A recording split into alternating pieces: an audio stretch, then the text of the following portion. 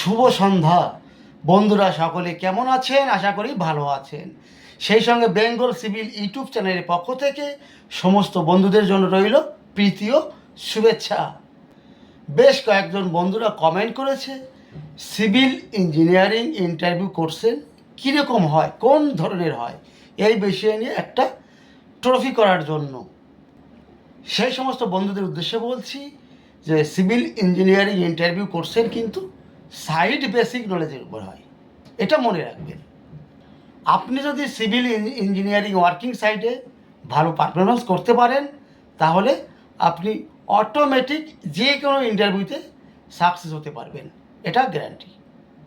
এই side basic নলেজের উপরে আছে, দেখুন, শ্যাটারিং আছে, রেনফোর্সমেন্ট আছে, কংক্রিটিং আছে।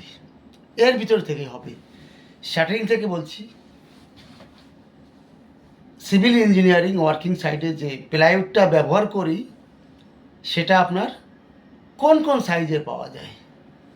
দেখুন, প্লাইউডের স্ট্যান্ডার্ড সাইজ হচ্ছে 2.44 বাই 1.22 মিটার, 8 ফুট বাই 4 ফুটের হয়, এটা স্ট্যান্ডার্ড। নেক্সট দেখুন, এরপরে একটা প্লাইউড কত স্কোয়ার মিটার, যে প্লাইউডগুলো আমরা ওয়ার্কিং সাইডে সিভিল ইঞ্জিনিয়ারিং সাইডে ব্যবহার করি, এর একটা প্লাইউড কত স্কোয়ার মিটার। যদি স্কোয়ার ফুটে যাই, প্লাইউডের লম্বা আছে 8 ফুট, চওড়া আছে 4 ফুট, তাহলে 8 গুণিতক 4 32 স্কোয়ার ফুট।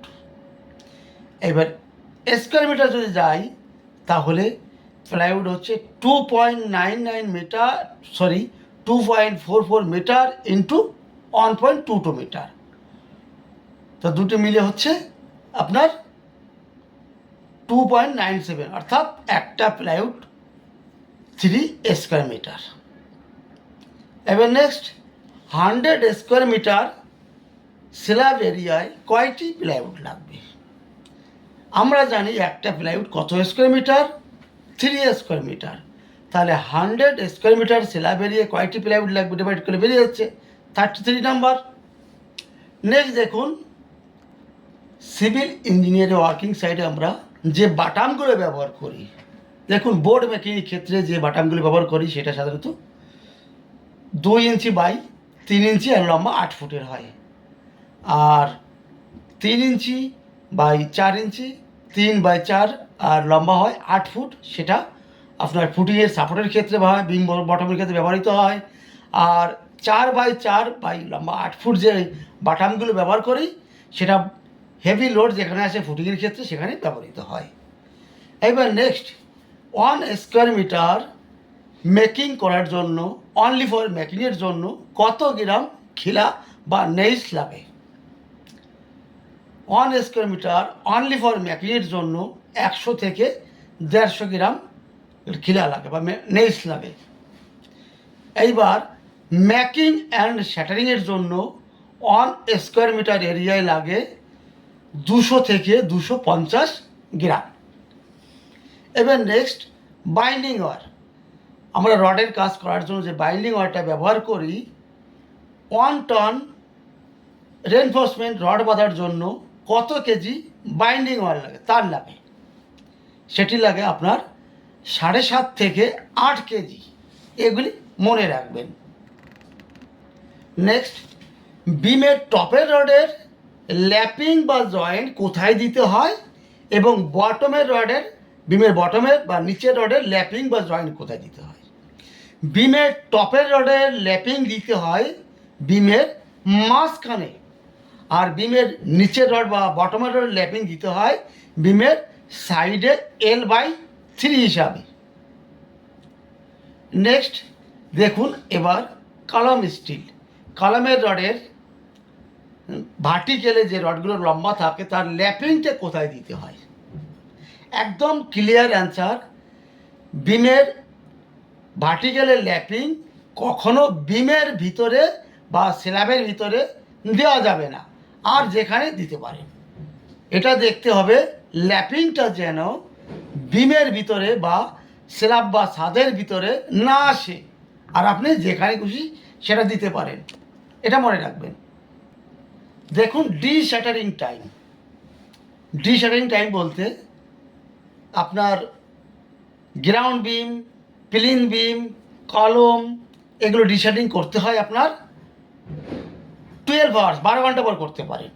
আমাদের কংক্রিট সেটিং টাইম হচ্ছে ইনিশিয়াল সেটিং টাইম আর final setting time. Initial setting time হচ্ছে 30 মিনিট থেকে শুরু হয়, আর ফাইনাল সেটিং টাইম হচ্ছে 10 আওয়ার্স। এটা মনে রাখবেন। এরপরে দেখুন কলমের ক্ষেত্রে, বিমের ক্ষেত্রে যে প্লিন বিম, গ্রাউন্ড বিম, এটা 12 ঘন্টা পরে ডিশেটিং করতে পারেন, কিন্তু স্ল্যাব বিম সেটা পারবেন না। স্ল্যাব ডিশেটিং সেটা পারবেন না, সেটা করতে হয় দেখুন 28 দিনে। কী জন্য 28 দিনে করতে হয়?